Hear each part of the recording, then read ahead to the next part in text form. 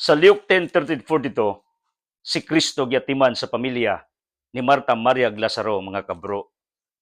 No wonder, sa John chapter 11, sa diyang namatay si Lazaro, gibanhaw ni Kristo miadto sa Betania. Ngano, iyang pagtanaw ng utang na loob sa pamilya nga nagpakaon sa iyaha ug sa mga apostoles sa makadaghang higayon. Technically, ang hospitality sa pamilya ni Marta, Maria, ug Lazaro awarded.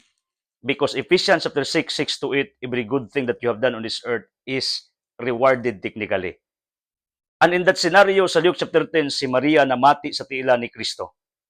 Gani, giingnan ni Kristo sa Marta, pasagdiras Maria, kanapili siya sa labing maayo. She chose the best because listening to His words is the best, like what have you done. Every content na ako nga inyong gipaminaw o gisundan, nakapili kas pinaka-the best nimong decision na magpatudlo ka, teachable ka, humble ka. Kay ang mga teachable or humble mao nang i-bless ang mga humble. Luke chapter 18 ang magpaubos ipataas. So, kita mo din akong bit-bit, grasya ni because Bina Heart TV, one of the popular vloggers of Duero Bohol, with her team, mubisita sa atong resort o sa atong farm. Mao nang isip usa ka higala nining maong grupo. I prepared them even how simple this complementary nga efforts nato para sa atong mga bisita, sa atong mga guest atong gibuhat. So, come with me as I prepared sa ilang gikinanglan sa ilang pagbisita dire sa atong resort. So, naghambin ta grasya, ingani ra ang kinabuhi. Na ako'y technique, parang di kayo kadak agasto, kinirang ingani, di man manistil o kanag yung pinaka class imong ihanda, ang importante, mindful ka, nag-effort ka. Mao ra man tingala ni gikinanglas itong mga membros pamilya, itong mga minas kinabuhi, di man sila nag-expect og dinagko or kanang mga branded, pero at least mindful ka, kibali nagunahuna ka ba, nakay initiative, manghatag kagasa or whatever. That's our culture as Filipinos. So, what shall we do?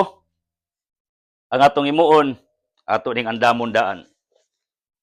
Kay kinira bang atong pagka-hospitable, being bulanon every May, matag Abril, pwede na kamulayas, ngano, sa rason kay magpista ang buhol niya, pakanon magikas mga bulanon.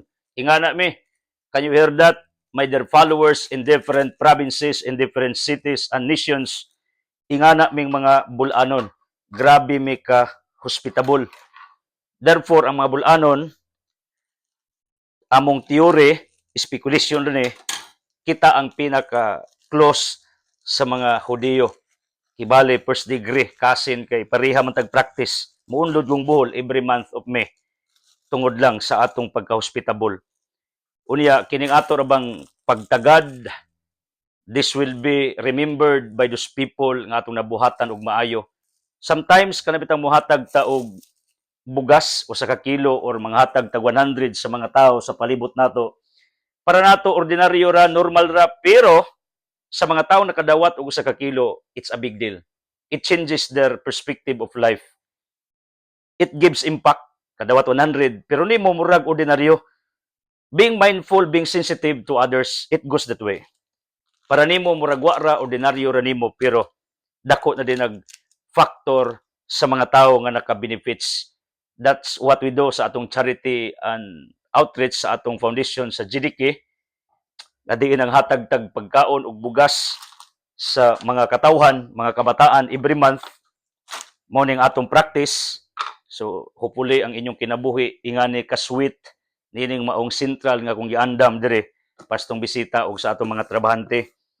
Unya kining kape, it reminds you sa saan ka bababangon, mao maning sikat nga advertisement.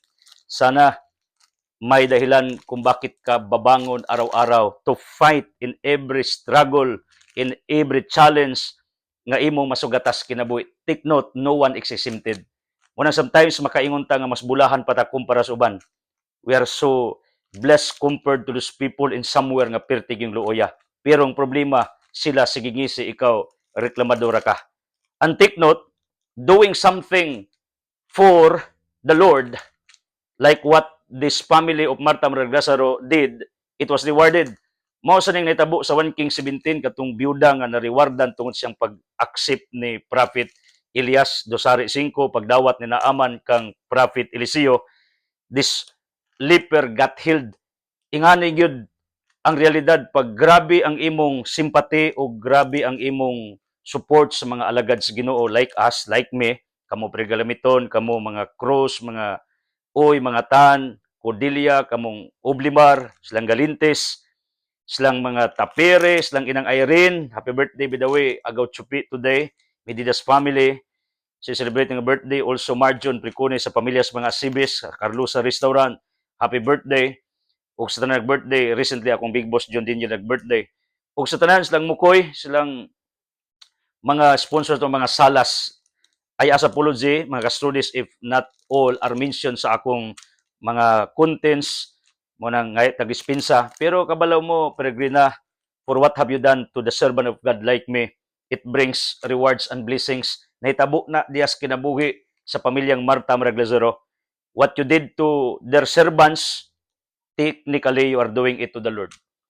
In fact, Matthew 25 says, what you did to the least of my brethren, it is done to me. It's a reflection to the Lord.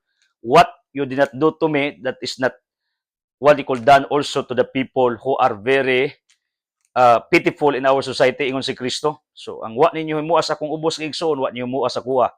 Motong grupos mga kanding, pero kamong grupos mga karnero, inyo kong giatiman, gipakaon, because inyong giatiman ang mga luoy, it reflected to me. So, ingani ka-powerful ang atong pagka-mindful, ang atong pagka-hospitable. Munang kini ato ning giandam, ingani ra ka-simple. So, ako ras lang pasagdan tomorrow para mangapi niya, mag-isnak-isnak dire while watching the view of our place. Ingana ra tingali ka-simple ning kinabuhi. At least nag-efforts ka. Usbo nako dili man still nga minahal, dinagko, ingon galis Mother Teresa, doing small thing, it does not matter as long as you put with great love, it becomes extraordinary. Wala ang Ginoo mag-expect og dagkong buhat. Ang Ginoo ga-expect og ginagmay pero butangan nimo gugma, it becomes bigger. Murag kanang harina bang gibutangan nimo patubo, it becomes attractive to the eyes of the living God. So ang akong message ninyo, be hospitable sa inyong kaugalingong version sa inyong kinabuhi.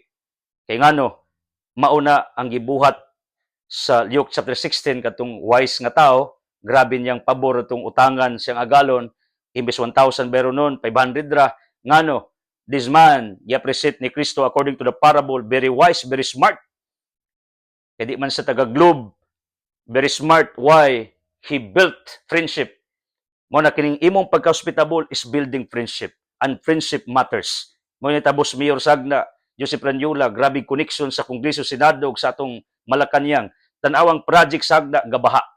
Because connection matters.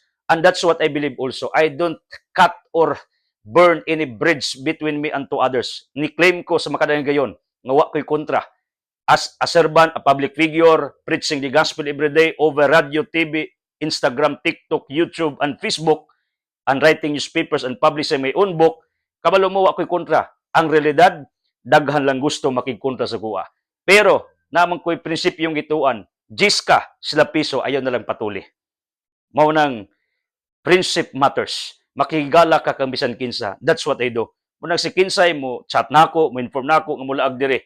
As long as, kaya na ako to do something as a sort of my hospitality, ako lang andaman, even how simple, ordinary it is.